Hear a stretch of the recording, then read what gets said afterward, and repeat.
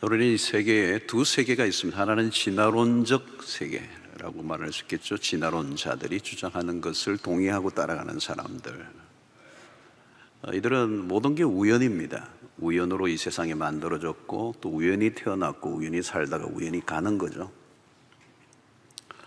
그러나 창조론자들은 다릅니다. 우리가 창조론을 믿습니다. 예수 하나님의 창조를 우리가 믿는데 우리는 그저 태어나지 않았다는 거죠. 분명히 원인이 있고 결과가 있는, 우리가 태어나기 전에 하나님의 계획이 먼저 있었습니다. 우리는 그저 태어나지 않고 우리는 목적이 있는 인생으로 하나님 우리를 만드셨다.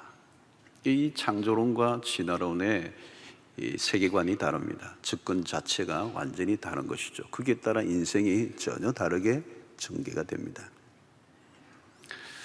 하나님은 우리 한 사람 한 사람에 대한 목적을 가지고 만드셨다.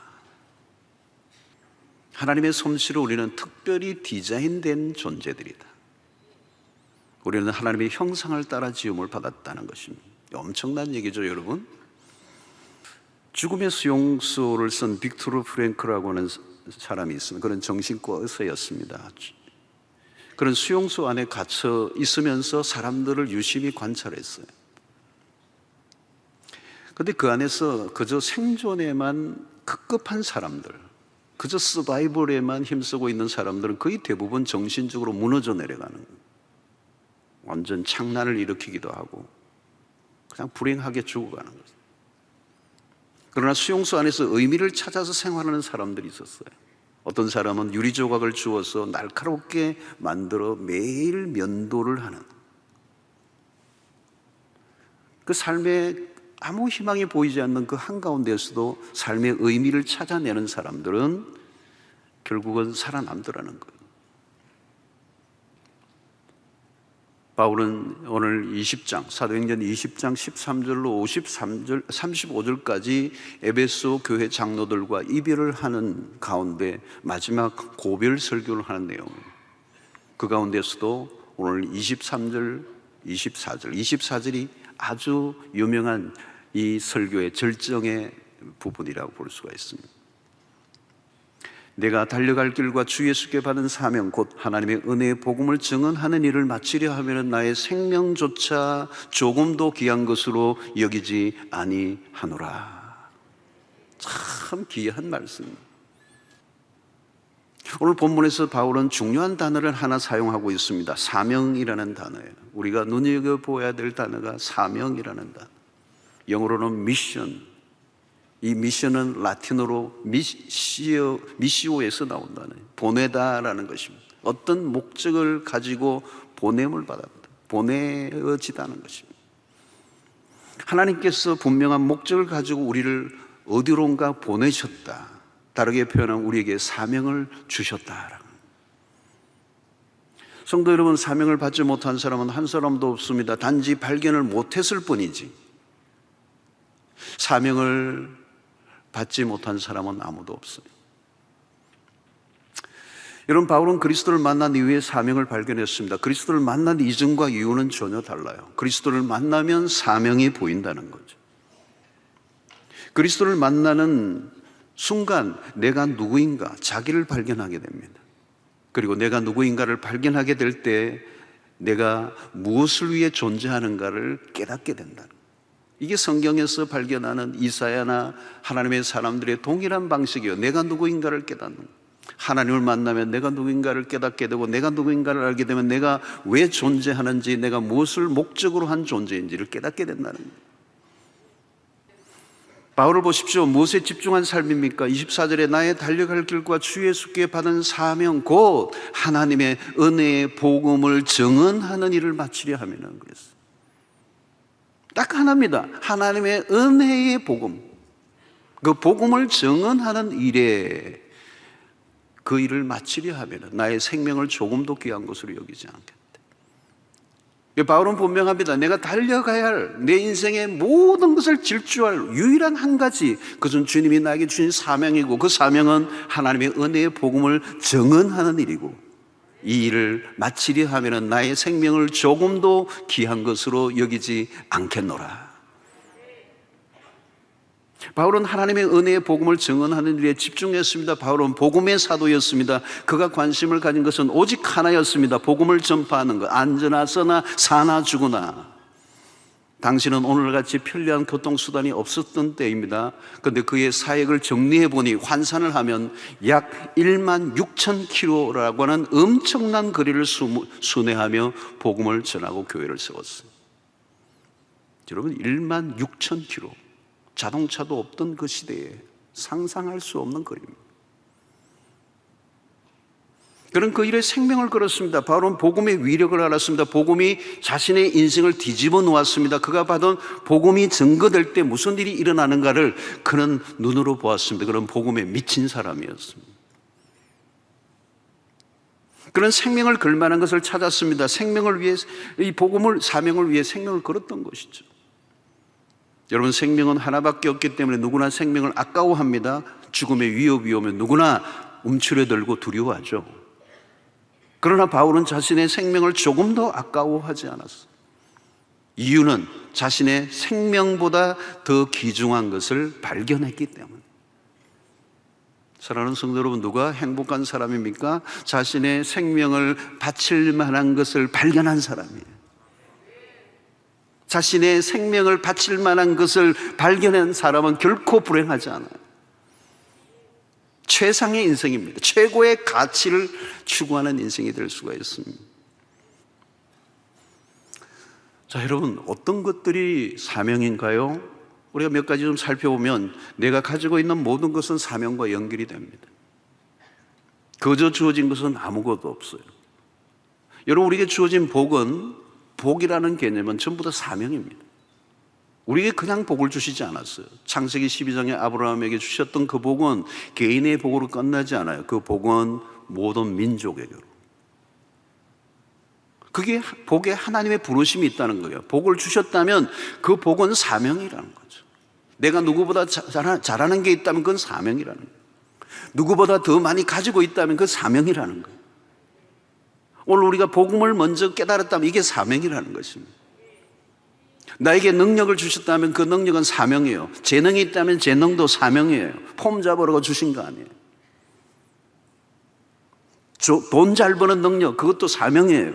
돈을 모으라고 주신 게 아니라 잘 사용하라고, 목적을 위하여 바르게 사용하라고 주신 거예요. 여러분, 남다른 지성을 가지고 있다면 그것도 사명입니다.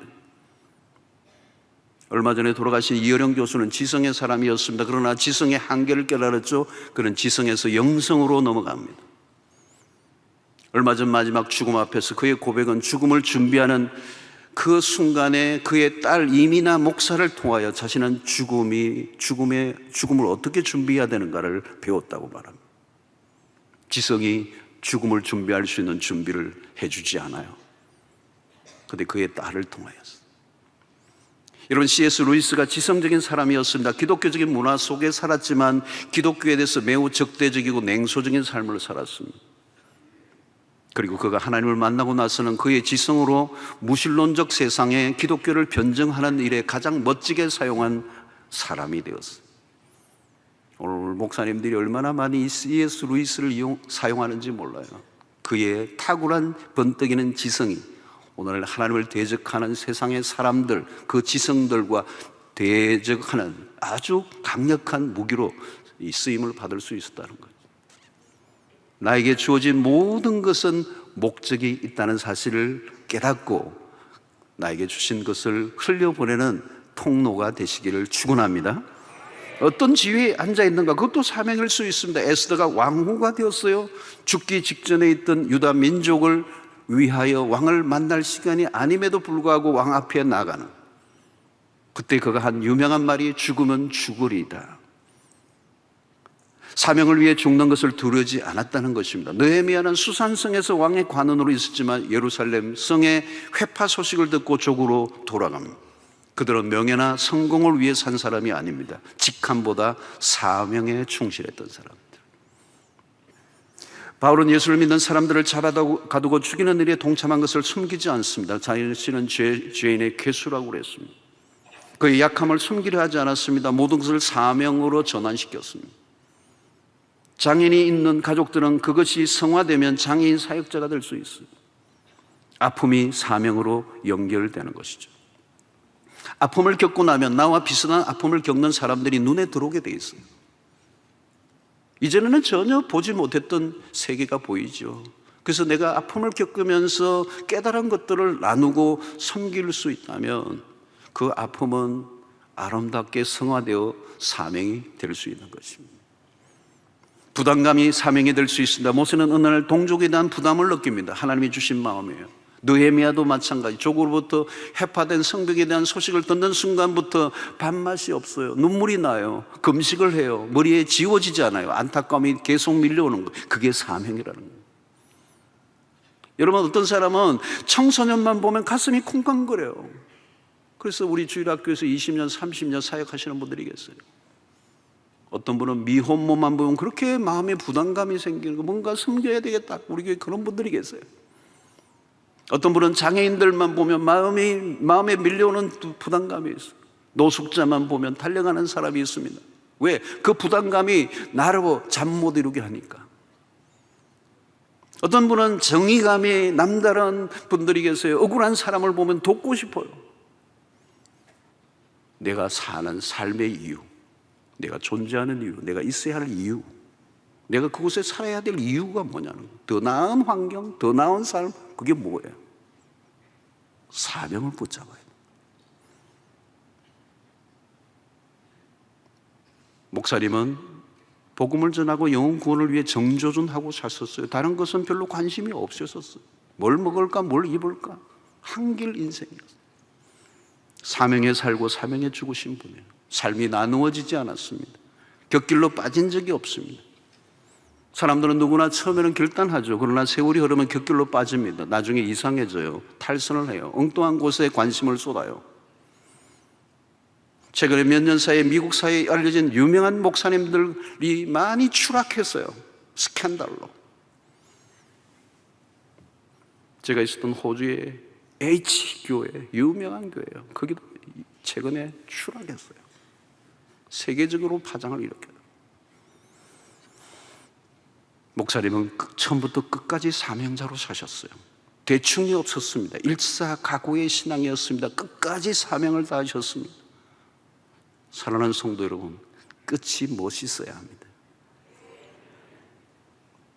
그러나 여러분, 사명의 길은 쉽지 않습니다. 대가를 지불해야 합니다. 오늘 23절에 보니까 오직 성령이 각성해서 내게 증언하여 결박과 환난이 나를 기다린다 하시나. 무슨 얘기입니까? 예루살렘으로 들어가면 무슨 일이 일어날지 몰라요. 바울 사도에게 죽음이 기다리고 있다는 얘기입니다. 그러나 그것을 예감하면서도 그는 죽음을 두려워하지 않고 예루살렘으로 들어가죠.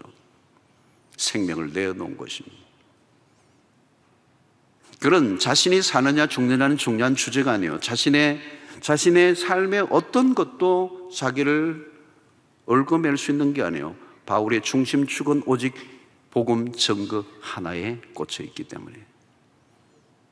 그러나 이 사명은 그냥 감당할 수 없습니다. 말로는 안 돼요. 사명의 길은 쉽지가 않습니다. 많은 사람들은 사명을 받았어요. 그러나 그 사명을 위해 대가를 지불한 사람은 많지가 않습니다. 사명을 받았지만 그 사명을 위해 대가를 지불해야만 비로소 그 생애가 아름답게 되는 것입니다.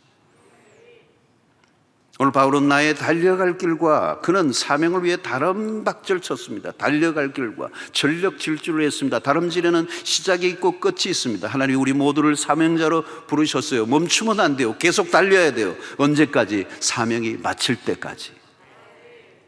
그 사명은 은혜의 복음 증언하는 일을 마칠 때까지, 하나님이 주신 사명을 다할 때까지 뛰라는 거예요. 왜 삶이 흐트러집니까? 왜 역길로 빠지죠? 왜 삶의 힘이 빠져버립니까? 사명을 놓쳤기 때문에. 사명이 희미해지면 그렇게 되는 거예요. 여러분, 사명감이 중요합니다. 사명감은 우리의 삶의 엔진입니다. 추진력입니다. 살게 만드는 힘입니다. 아무리 많은 것을 가지고 갖추고 살아도 사명감이 없으면 삶의 에너지는 현저하게 떨어질 수밖에 없습니다. 다름질을 다 하고 그 다름질을 마치는 때가 오죠. 우리 원로 목사님 이제 다름질을 마쳤습니다. 그동안 전력 질주하셨습니다. 끝까지 완주하셨습니다. 세계 선교를 향한 열정은 시들지 않았습니다. 코로나 이전만 해도 중국과 러시아와 동남아, 미국과 중남미를 그냥 넘나들었어요. 사실은 목사님이 몸이 불편하신데도 불구하고 걷기가 쉽지 않으셨어요. 외국의 공항에 내리면 휠체어로 모셔야 했습니다. 그런데도 조금도 흔들리지 않고 얼마나 엄청난 복음의 사역을 위해서 자신의 삶을 은퇴 이후에도 들이셨는지. 제가 비서 때는 우리 집사님에게 비행기 마일리지를 좀 물었어요. 얼마나 다니셨나요? K항공만 200만 마일이 넘어요. 별로 안 놀라시는데 굉장히 엄청난 겁니다. 지구 한 바퀴만 해도 얼마 안 됩니다. 2만 몇 마일밖에 안 됩니다. 얼마나 도셨는지 알 수가 없어. 아마 다른 사람이 할 일에 몇 배를 하시고도 남는 삶을 사셨습니다. 누구보다 그러면서도 행복한 삶을 사셨어요. 나는 늘 행복하다고 말씀하셨고 늘 꿈꾸는 소년처럼 보였어요. 중국을 다니실 때는 늘 행복해 하셨어요. 중국 국가의 인정을 받아서 마음껏 복음을 전하는 이 엄청난 역사가 은퇴 이후에 우리 목사님에게 주어졌을 때 감격하며 다니시는 거예요. 그 중국 대륙을 돌고 도시면서 세계 선교의 꿈을 놓치지 않으셨던 삶을 살아내셨습니다. 그래서 그분은 행복하셨습니다. 그리고 입에서 날마다 행복하다고 말씀하셨어요. 사랑하는 성도 여러분, 사명을 완수하고자 할 때 하나님께서 적극적으로 도우십니다. 하나님의 나라를 구하는 목표가 분명하면 하나님이 그것이 가능하도록 도와주십니다. 사명의 사람은 걱정할 필요가 없어요. 정말이에요. 염려할 필요가 없습니다. 우리 원로 목사님이 염려하지 않아요. 염려하는 게 하나도 없어. 다 맡기셨어요. 나는 사명을 위해서 살 뿐이에요. 나는 하나님을 위해서 살면 하나님이 나를 도우신다는 이 놀라운 신앙의 철학을 굳게 믿고 사셨어요. 예레미야는 나는 아이라 말할 줄 모른다고 했습니다. 모세도 마찬가지, 기드온도 마찬가지. 나는 아닙니다. 나는 할 수 없습니다. 그런데 하나님이 쓰십니다. 하나님이 쓰시면 되는 거예요.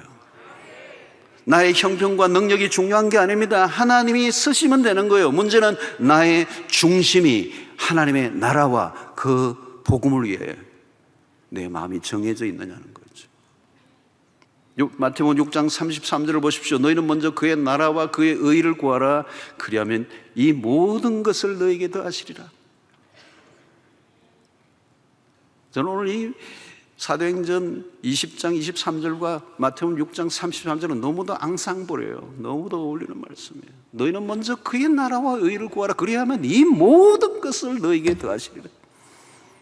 내가 사명에 초점을 맞추고 살기로 결단하면 하나님이 그 다음 알아서 챙겨주시는 거예요. 여러분, 생존이냐 사명인가를 분명히 아셔야 돼요. 그냥 단순히 서바이벌하는 생존 그냥 먹고 살기 위해서 생존하는 인생이냐, 아니면 사명에 초점을 맞추는 인생이냐. 두 클래스예요, 여러분. 거기에 따라 전혀 삶의 방식이 달라집니다. 저는 옆에서 원로 목사님을 지켜볼 때도 늘 그랬어요. 그냥 정말 복음만 전하시니까 다 모든 게 그냥 자동적으로 돼. 부족함이 없었어요. 필요를 여러분 내 힘으로 채우려고 하는 것은 너무 힘든 인생이에요. 하나님이 채워주시는 것을 경험해야 돼요. 우리가 채우려고 하면 한계에 금방 부딪힙니다. 제가 호주에 가서도 그런 경험을 많이 했었어요. 저는 제 생애가 호주를 가기 전과 그 이후가 완전히 달라져요. BC와 AD가 나눠져요. 무엇이에요? 광야의 삶 속에서 하나님을 직접적으로 경험한 것이죠. 이론적 신앙에서 구체적으로 생생한 하나님을 경험한 스토리들이 생기니까요. 그 스토리가 축적되니까 담대해지더라고요. 겁나는 게 없어져요.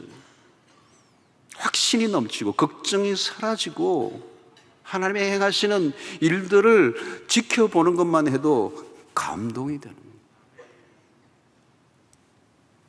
시드니에서 개척교회를 할 때 실감에서 신기한 일들이 얼마나 많이 일어나는지, 하나님이 얼마나 부유하신 분인지, 우리가 상상하는 수준을 넘어선 역사를 일으키시는 그 하나님의 공급을 체험하는 거예요. 내가 끌어모으는 게 아니에요. 하나님이 주시는 것을 경험하는 것은 하늘과 땅 차이예요.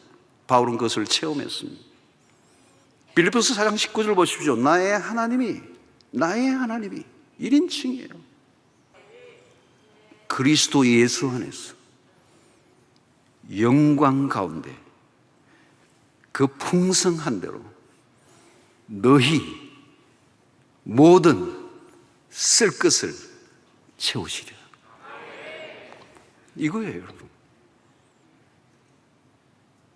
내가 나를 믿고 나를 위해 사는데 무슨 베풀어 주심이 필요할까요? 그러나 사명을 위해 살면 필요한 것을 하나님이 채워주십니다. 그냥 능력을 달라고 하면 안 돼요. 하나님의 사명을 감당할 때 하나님이 능력을 주시고, 은사를 그냥 달라고 하면 안 돼요. 여러분, 돈을 그냥 달라고 할 이유가 없어요. 하나님이 알아서, 하나님이 더 급하세요. 사명이 뭡니까? 하나님의 일을 내가 대행하는 것입니다. 그러니까 하나님의 신경, 하나님의 마음이 꽂힌 곳이 바로 사명의 자리예요. 하나님이 그냥 두실 리가 없습니다. 사랑하는 성도 여러분, 여러분들 모두가 사명자들입니다. 우리 각자에게 주신 사명이 있습니다. 우리가 달려갈 길이 있습니다. 예수 믿고 구원받은 사람은 예외가 없습니다. 우리의 직업이 무엇이든, 돈이 있든 없든, 건강이 있든 없든, 우리의 관심은 하나예요. 복음을 듣지 못하고 지옥으로 달려가는 사람들에게 예수 그리스도의 복음을 증거하는 일이 돼요. 성도 여러분, 누구에게나 죽음은 찾아옵니다. 생각보다 인생은 짧습니다. 너무 짧아요.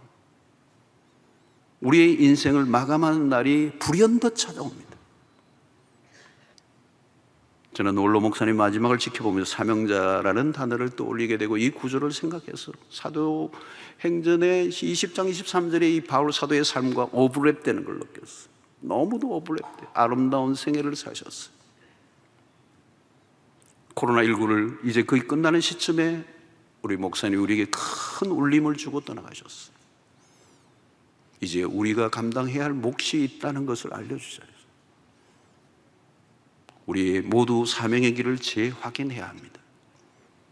대충 적당히 종교 생활로 만족해서는 안 돼요. 마지막 남기신 그 우리 레코딩해서 들려주신 그 말씀, 적당히 살지 말고 라고 하는 부분이 갇히는 거죠. 우리 공동체, 또 한국교회 주신 메시지예요. 성도 여러분, 현대인들은 고민이 많습니다. 많은 것을 가졌으나 만족이 없어. 이유는 딱 하나예요. 삶의 목적이 턱없이 부족하기 때문에. 돈은 있고 풍족해도 목적이 빈곤하면 삶은 금방 초라해지고 허무는 밀려오게 됩니다. 결국은 미션이요, 사명이에요. 우리는 보냄을 받은 사람들. 하나님이 우리를 목적을 두고 창조하셨고 목적을 두고 구원하셨습니다. 우리는 그냥 살다가 갈 존재들이 아니에요. 그냥 그렇게 그냥 흐드레로, 그냥 불량품으로 적당하게 그냥 팔려나가는 그런 상품처럼 우리를 만드시지 않으셨어요. 우리는 위대한 걸작품, 하나님의 선하신 일을 위하여 우리를 지으신, 우리를 구원하신 그 창조의 목적, 구속의 목적을 깨닫고 우리의 전 삶이 하나님의 계획과 하나님의 목적에 정확하게 맞추어질 때 그 인생은 이미 축복된 인생이요, 행복한 인생이요, 아름다운 인생이 될 수 있습니다. 그리고 우리에게 주신 그 사명을 깨닫고 그 사명에 목숨을 건 인생이 될 수만 있다면 그것보다 놀라운 축복은 없을 것입니다. 사명자,